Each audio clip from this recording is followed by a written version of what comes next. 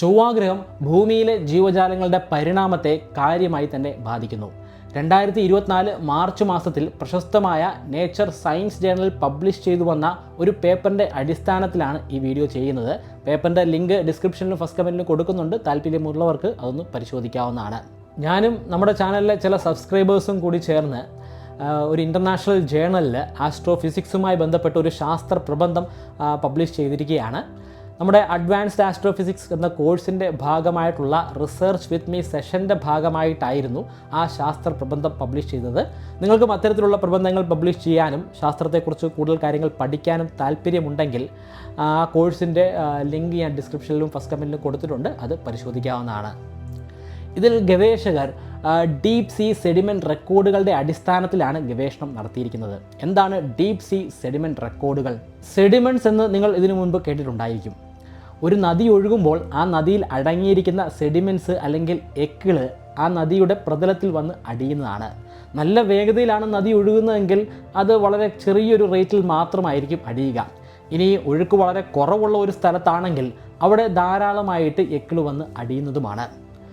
കുന്നിൻ പ്രദേശമാണെങ്കിൽ അവിടെ എക്കിലടിയാനുള്ള സാധ്യത വളരെ കുറവാണ്. പക്ഷേ ഒരു പരന്ന പ്രദേശമാണെങ്കിൽ അവിടെ ആയിരിക്കും കൂടുതലായിട്ട് എക്കിള് വന്ന് അടിയുക. ഇതേ രീതിയിൽ തന്നെ സമുദ്രത്തിലും എക്കിളുകൾ അടിയാറുണ്ട്, അല്ലെങ്കിൽ സെഡിമെൻറ്റ്സ് വന്ന് അടിയാറുണ്ട്. പക്ഷേ സമുദ്രത്തിൽ അടിയുന്നത് കുറച്ചുകൂടെ വ്യത്യസ്തമായിട്ടുള്ള ഒരു രീതിയിലാണ്. സമുദ്രത്തിലൂടെ എല്ലായ്പ്പോഴും ജലം ഒഴുകിക്കൊണ്ട് തന്നെ ഇരിക്കുകയാണ്. ആ ഒഴുക്കിന് കൃത്യമായിട്ടുള്ള ഒരു ദിശ തന്നെയുണ്ട്. ഈ ഒഴുക്കിനനുസരിച്ചാണ് ശരിക്കും പറഞ്ഞാൽ നമ്മുടെ ഭൂമിയിലെ കാലാവസ്ഥ തന്നെ മാറുന്നത്. ഭൂമിയിലെ കാലാവസ്ഥ എങ്ങനെയാണ് ഈ ഒഴുക്കിനനുസരിച്ച് മാറുന്നതെന്ന് വിവരിക്കുന്ന ഒരു വീഡിയോ ഈ അടുത്തിടയ്ക്ക് തന്നെ ഞാൻ ചെയ്തതാണ്. അതുകൊണ്ട് ആ ഒരു വിശകലനത്തിലേക്ക് ഞാൻ കടക്കുന്നില്ല. അമോക് പ്രതിഭാസവുമായി ബന്ധപ്പെട്ടിട്ടായിരുന്നു ആ വീഡിയോ ചെയ്തത്. അത് കണ്ടിട്ടില്ലാത്തവർക്ക് വേണ്ടി അല്ലെങ്കിൽ കാണാൻ താല്പര്യമുള്ളവർക്ക് വേണ്ടി ഐ ബട്ടണിൽ ഞാൻ അതിൻ്റെ ലിങ്ക് കൊടുക്കുന്നുണ്ട്, പരിശോധിക്കാവുന്നതാണ്. സമുദ്രത്തിൻ്റെ ആഴങ്ങളിൽ വർഷങ്ങൾ കൊണ്ട് അടിഞ്ഞുകൂടിയിട്ടുള്ള ഈ സെഡിമെൻറ്റ്സിൽ പഠനങ്ങൾ നടത്തിയിട്ടാണ് ഗവേഷകർ ഇപ്പോൾ ഒരു പഠന ഫലത്തിലേക്ക് എത്തിച്ചേർന്നത്. എന്തിനാണ് ഇങ്ങനെ ഒരു പഠനം നടത്തുന്നത്? ഇതിലൂടെ ലക്ഷക്കണക്കിന് വർഷങ്ങൾക്ക് മുൻപുള്ള ഭൂമിയുടെ ചരിത്രം തന്നെ മനസ്സിലാക്കാൻ സാധിക്കുന്നതാണ്. ഏത് കാലഘട്ടങ്ങളിലായിരുന്നു ഏറ്റവും ശക്തമായിട്ടുള്ള താപനില ഉണ്ടായിരുന്നത്, അവിടെ ഉണ്ടായിരുന്ന ജീവജാലങ്ങൾ എപ്രകാരമായിരുന്നു, അവയ്ക്ക് വംശനാശം ഉണ്ടാകാനുള്ള കാരണം എന്താണ്, ഐസ് ഏജുകൾ ഏതൊക്കെ കാലഘട്ടങ്ങളിലാണ് സംഭവിക്കുന്നത്, ഇനി വരാൻ പോകുന്ന കാലാവസ്ഥാപരമായിട്ടുള്ള വിപത്തുകൾ ഏതൊക്കെയാണ്, അത് നമുക്ക് ഏതൊക്കെ കാലഘട്ടത്തിൽ പ്രതീക്ഷിക്കാൻ സാധിക്കുന്നതാണ്. ഇത്തരത്തിലുള്ള റിസൾട്ടുകളൊക്കെ തന്നെയും ഇങ്ങനെയുള്ള പഠനങ്ങളിലൂടെയാണ് ലഭ്യമാകുന്നത്. ഇനി നമുക്ക് ആദ്യം ഇവർ നടത്തിയിട്ടുള്ള ആ പഠന രീതി ഒന്ന് പരിശോധിക്കാം. ആദ്യത്തെ പഠന രീതി എന്ന് പറയുന്നത് കോമ്പോസിഷൻ അനാലിസിസ് ആണ്. സെഡിമെൻറ്റ്സ് അവർ കൈക്കലാക്കുന്നു. ആ സെഡിമെൻറ്റ്സിൽ അടങ്ങിയിരിക്കുന്ന പദാർത്ഥങ്ങൾ എന്തൊക്കെയാണെന്ന് മനസ്സിലാക്കുന്നു. ഏതൊക്കെ തരത്തിലുള്ള എലമെൻറ്റ്സ് ആണ് അതിൽ അടങ്ങിയിരിക്കുന്നത്, അതിൽ ഫോസിൽസ് അടങ്ങിയിട്ടുണ്ടോ, ആ ഫോസിലിൻ്റെ പഴക്കം എത്രമാത്രമാണ്, ഈ കാര്യങ്ങളൊക്കെയാണ് ഇതിലൂടെ മനസ്സിലാക്കാൻ സാധിക്കുന്നത്. മറ്റൊന്ന് ഐസോടോപ്പിക് അനാലിസിസ് ആണ്. ഐസോടോപ്പ് എന്ന് പറഞ്ഞാൽ ഒരേ എലമെൻറ്റ് തന്നെ, പക്ഷേ അവയുടെ പ്രോട്ടോൺസിൻ്റെ എണ്ണം തുല്യമാണ്, എന്നാൽ ന്യൂട്രോൺസിൻ്റെ എണ്ണത്തിൽ വ്യത്യാസമുണ്ട്.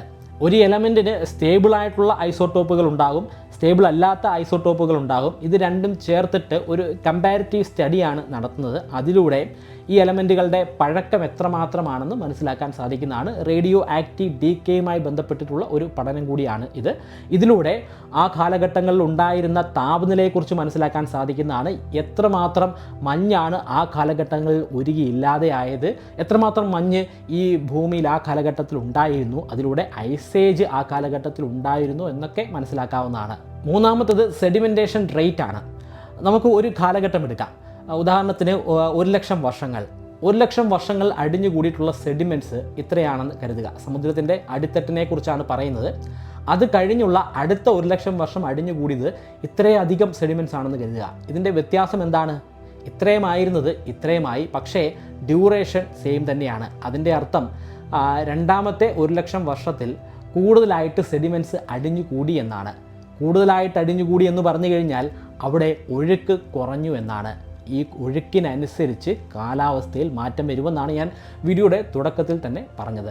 നാലാമത്തത് മൈക്രോസ്കോപ്പിക് അനാലിസിസ് ആണ്. പേരിൽ സൂചിപ്പിക്കുന്നത് പോലെ തന്നെ മൈക്രോസ്കോപ്പിൻ്റെ സഹായത്താൽ ഈ സെഡിമെൻ്റൽ പഠനങ്ങൾ നടത്തി അതിൽ അടങ്ങിയിരിക്കുന്ന മൈക്രോ ഓർഗാനിസത്തിൻ്റെ സാന്നിധ്യത്തെ മനസ്സിലാക്കിയാണ് ഇതിലൂടെ ചെയ്യുന്നത്. അഞ്ചാമത്തത് ജിയോ കെമിക്കൽ സിഗ്നേച്ചറാണ്. അതായത് കെമിക്കൽ പരമായിട്ടുള്ള ആ പ്രതലത്തിലെ അല്ലെങ്കിൽ ആ സെഡിമെൻറ്റ്സിലെ മാറ്റങ്ങളാണ്. കെമിക്കൽ പരമായിട്ടുള്ള മാറ്റം എന്ന് പറയുമ്പോൾ അതിൽ pH വാല്യൂ ഒക്കെ വരും. കൂടുതൽ അസിഡിക് ആയിരുന്നോ അതോ കുറച്ച് മാത്രം അസിഡിക് ആയിരുന്നു അതോ ആൽക്കലൈൻ സ്വഭാവമായിരുന്നു ഒരു പ്രത്യേക കാലഘട്ടത്തിൽ ഉണ്ടായിരുന്നതെന്നൊക്കെ ഇതിലൂടെ വിലയിരുത്താൻ സാധിക്കുന്നതാണ്. ഇത്രയധികം പാരാമീറ്ററുകൾ സോഫ്റ്റ്വെയറുകളുടെ സഹായത്താൽ സിമുലേറ്റ് ചെയ്യിപ്പിച്ചിട്ടാണ് ഇപ്പോൾ ഒരു ഫലത്തിലേക്ക് എത്തിച്ചേർന്നിരിക്കുന്നത്. ഈ ഫലം അനുസരിച്ച് 24 ലക്ഷം വർഷങ്ങൾ കൂടുന്തോറും ഭൂമിയിൽ ആവർത്തിച്ചുകൊണ്ടിരിക്കുന്ന കാലാവസ്ഥയുടെ ഒരു പാറ്റേൺ ഉണ്ട്. ഒരു സൈക്ലിക് പാറ്റേൺ ആണ്. നമ്മൾ മിലാൻകോവിച്ച് സൈക്കിൾ എന്നൊക്കെ പറഞ്ഞ് മുമ്പ് ഒരു വീഡിയോ ചെയ്തിട്ടുണ്ടായിരുന്നു. അത്തരത്തിലുള്ള ഒരു സൈക്കിൾ തന്നെയാണ്. അതായത് അതിൻ്റെ ഒരു പ്രത്യേക ഘട്ടത്തിലെത്തുമ്പോൾ ഭൂമിയിൽ അതിഭീകരമായിട്ടുള്ള ഒരു ശൈത്യമായിരിക്കും, മറ്റൊരു ഘട്ടത്തിലെത്തുമ്പോൾ അതിശക്തമായിട്ടുള്ള താപനിലയായിരിക്കും, പിന്നീട് ഒരു ഘട്ടത്തിൽ എത്തിച്ചേരുമ്പോൾ ശക്തമായിട്ടുള്ള മഴ നിരന്തരമായിട്ട് പെയ്തുകൊണ്ടിരിക്കുന്നതായിരിക്കും. അത്തരത്തിലുള്ള വലിയ മാറ്റങ്ങൾ തുടർച്ചയായിട്ട് സംഭവിച്ചുകൊണ്ടിരിക്കുകയാണ്. ഇത് ആവർത്തിച്ചുകൊണ്ട് തന്നെ ഇരിക്കുന്ന ഒരു പ്രതിഭാസമാണ്. അങ്ങനെ ആവർത്തിക്കുന്നുണ്ടെങ്കിൽ അതിനൊരു ഫാക്ടർ ഉണ്ടായിരിക്കണം. എന്തായിരിക്കും ആ ഫാക്ടർ? അതെങ്ങനെയാണെന്ന് മനസ്സിലാക്കുന്നതിന് മുൻപ് ഭൂമിയിൽ കാലാവസ്ഥയിൽ ഉണ്ടാകുന്ന വ്യത്യാസങ്ങൾ എങ്ങനെയാണെന്ന് മനസ്സിലാക്കണം. ഭൂമി സൂര്യന് ചുറ്റും വലം വയ്ക്കുന്നത് ദീർഘവൃത്താകൃതിയിലൂടെ അല്ലെങ്കിൽ എലിപ്റ്റിക്കൽ ഓർബിറ്റിലൂടെയാണ്.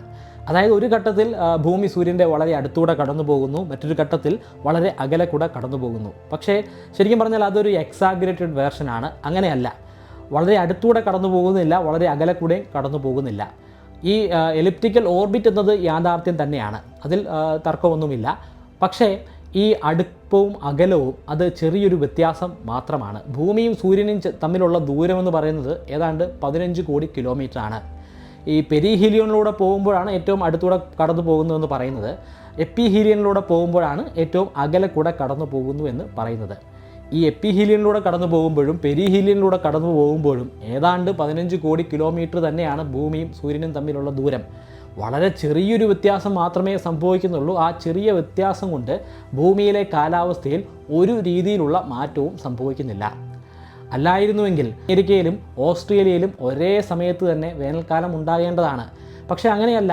അമേരിക്കയിൽ വേനൽക്കാലമായിരിക്കുന്ന സമയത്ത് ഓസ്ട്രേലിയയിൽ തണുപ്പ് കാലമായിരിക്കും. ഓസ്ട്രേലിയയിൽ വേനൽക്കാലമാകുമ്പോൾ അമേരിക്കയിൽ തണുപ്പ് കാലവും ആയിരിക്കും. ആ വ്യത്യാസമുണ്ട്. ആ വ്യത്യാസത്തിൻ്റെ കാരണം ഇത് തന്നെയാണ്. ഇനിയും എങ്ങനെയാണ് ഈ കാലാവസ്ഥ മാറുന്നത്, ഇങ്ങനെ വ്യത്യസ്തമായിട്ടുള്ള കാലാവസ്ഥ ഉണ്ടാകുന്നത്, ഒരേ സമയത്ത് കാലാവസ്ഥ ആവർത്തിക്കുന്നതെന്ന് നമുക്കൊന്ന് പരിശോധിച്ച് നോക്കാം. ഭൂമിയുടെ അച്ചുതണ്ടിന് 23.5 ഡിഗ്രിയുടെ ഒരു ചരിവുണ്ട്. എല്ലായ്പ്പോഴും ആ ചരിവിൽ തന്നെയാണ് ഭൂമി സ്വയം കറങ്ങുന്നതും സൂര്യന് ചുറ്റും വലം വെച്ചുകൊണ്ടിരിക്കുന്നതും. ഈ ഒരു ചിത്രത്തിലേക്ക് ഒന്ന് നോക്കുക. ഇവിടെ ഭൂമിയുടെ നോർത്ത് പോള് സൂര്യനിൽ നിന്നും അകന്നാണ് നിൽക്കുന്നത്. അതേസമയം സൗത്ത് പോള് സൂര്യനോട് ചേർന്നുമാണ് നിൽക്കുന്നത്. അതായത് ആ സമയത്ത് സൂര്യൻ്റെ പ്രകാശം ഡയറക്റ്റായിട്ട് സൗത്ത് പോളിലേക്ക് അടിക്കുകയാണ്, എന്നാൽ ഇൻഡയറക്റ്റായിട്ട് മാത്രമാണ് നോർത്ത് പോളിൽ അടിക്കുന്നത്. അതിൻ്റെ വ്യത്യാസം എന്താണെന്ന് മനസ്സിലാക്കാനായിട്ട് മറ്റൊരു ചിത്രം കൂടെ കാണാം. ഇവിടെ കാണുന്ന ഈ പേപ്പറിലേക്ക് അടിക്കുന്ന പ്രകാശത്തെ ഒന്ന് നോക്കുക.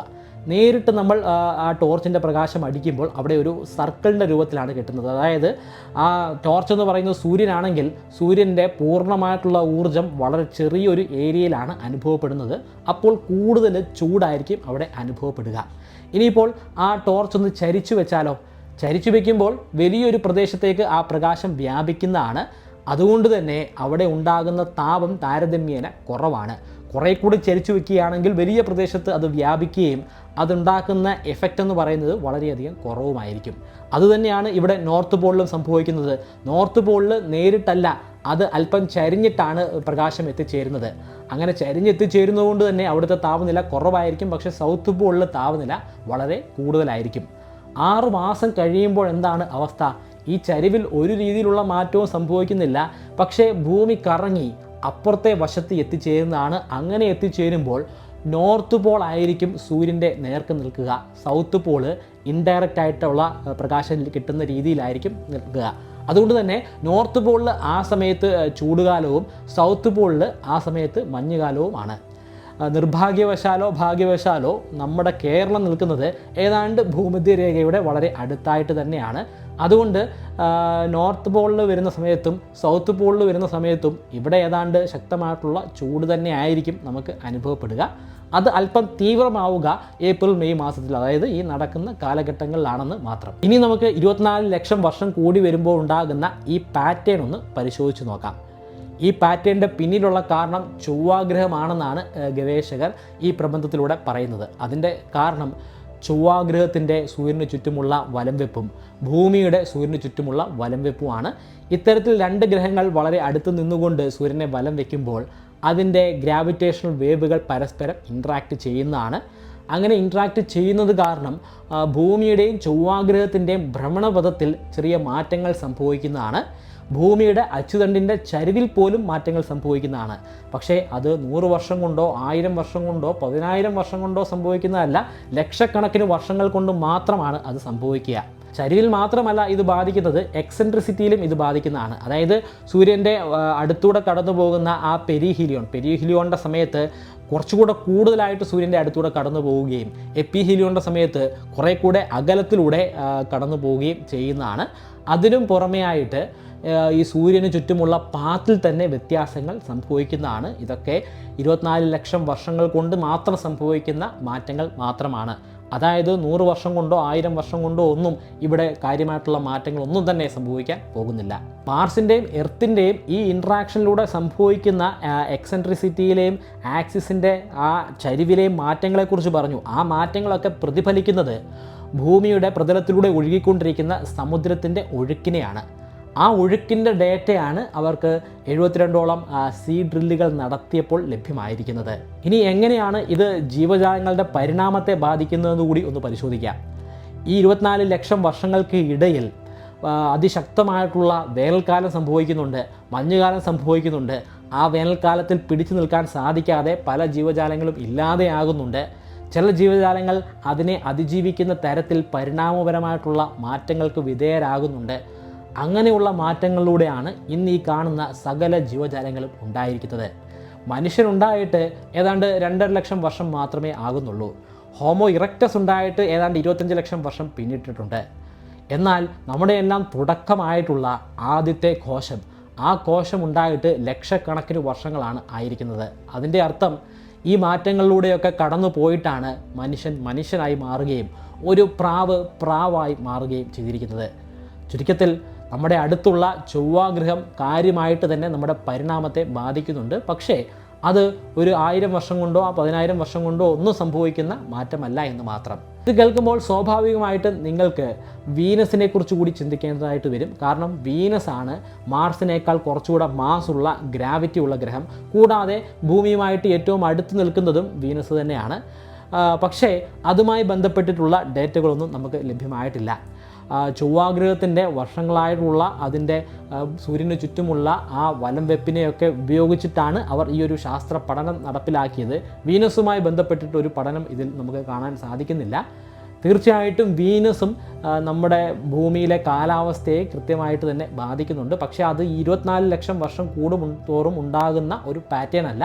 അതിൻ്റെ പാറ്റേൺ തീർത്തും വിഭിന്നം തന്നെ ആയിരിക്കും. കുറച്ച് വർഷങ്ങൾക്ക് മുൻപ് തന്നെ വ്യാഴവും ശനിയുമൊക്കെ ഭൂമിയുടെ കാലാവസ്ഥയിൽ വ്യത്യാസങ്ങൾ വരുത്തുന്നതായിട്ട് കണ്ടെത്തിയിട്ടുള്ളതാണ്. ആ സൈക്കിളും വ്യത്യസ്തമാണ്. പക്ഷേ അത് ഇത്രയധികം ദൈർഘ്യമേറിയിട്ടുള്ള ഒരു സൈക്കിളല്ല. കാരണം വ്യാഴവും ശനിയുമൊക്കെ നമ്മളിൽ നിന്നും വളരെ അകലെയാണെങ്കിൽ പോലും അവയുടെ വലിപ്പം അല്ലെങ്കിൽ അവയുടെ മാസ് അത് അതിഭീകരം തന്നെയാണ്. അതുകൊണ്ട് തന്നെ ഈ പാറ്റേൺ കുറച്ചുകൂടെ ലെങ്ത് കുറഞ്ഞിട്ടുള്ള ഒരു പാറ്റേൺ ആയിരിക്കും. ഈ ശാസ്ത്ര പ്രബന്ധത്തിൽ തന്നെ പരാമർശിക്കുന്ന പ്രാധാന്യമർഹിക്കുന്ന മറ്റൊരു കണ്ടെത്തൽ 5.5 കോടി വർഷങ്ങൾക്ക് മുൻപ് ഭൂമിയിൽ ഉണ്ടായിട്ടുള്ള അതിഭീകരമായിട്ടുള്ള ഒരു കാലാവസ്ഥയാണ്.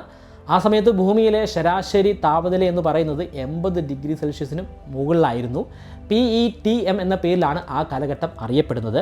പോളിഇസീൻ ഇയോസീൻ തെർമൽ മാക്സിമം എന്നാണ് അതിൻ്റെ പൂർണ്ണമായിട്ടുള്ള നാമം. ഗവേഷണ ഫലത്തിൻ്റെ അടിസ്ഥാനത്തിൽ പറയാൻ സാധിക്കുന്നത് ഈ PETM സംഭവിച്ചിരിക്കുന്നത് സോളാർ സിസ്റ്റത്തിൽ സംഭവിച്ചിട്ടുള്ള വളരെ കയോട്ടിക് ആയിട്ടുള്ള ഒരു പ്രതിഭാസം കാരണമാണെന്നാണ്. ആ കാലഘട്ടത്തിൽ എന്തോ ഒരു വലിയ വിപത്ത് നമ്മുടെ സൗരയൂഥത്തിന് തന്നെ സംഭവിച്ചിട്ടുണ്ട്. ഒരുപക്ഷെ ഒരു സ്റ്റെല്ലാർ എൻകൗണ്ടർ ആയിരിക്കാം, നമ്മുടെ അരികിലൂടെ ഒരു നക്ഷത്രം കടന്നു പോയതായിരിക്കാം. അതുമായി ബന്ധപ്പെട്ട് നമുക്ക് തെളിവുകളൊന്നും ലഭ്യമായിട്ടില്ല. പക്ഷേ സ്റ്റെല്ലാർ എൻകൗണ്ടറുമായി ബന്ധപ്പെട്ട് കുറച്ച് നാൾ മുമ്പ് ഞാനൊരു വീഡിയോ ചെയ്തിരുന്നു. അതിൻ്റെ ലിങ്കും താല്പര്യമുള്ളവർക്ക് ഞാൻ ഐ ബട്ടണിൽ കൊടുക്കുന്നുണ്ട്, പരിശോധിക്കാവുന്നതാണ്. എന്തായാലും അത്തരത്തിലുള്ള എന്തോ ഭീകരമായിട്ടുള്ള ഒരു പ്രതിഭാസം ഈ 5.6 കോടി വർഷങ്ങൾക്ക് മുൻപ് ഇവിടെ സംഭവിച്ചിട്ടുണ്ട്. അതിനെ തുടർന്നായിരുന്നു ഭൂമിയിലെ കാലാവസ്ഥയിൽ വളരെയധികം മാറ്റങ്ങൾ ആ കാലഘട്ടത്തിൽ സംഭവിച്ചത്.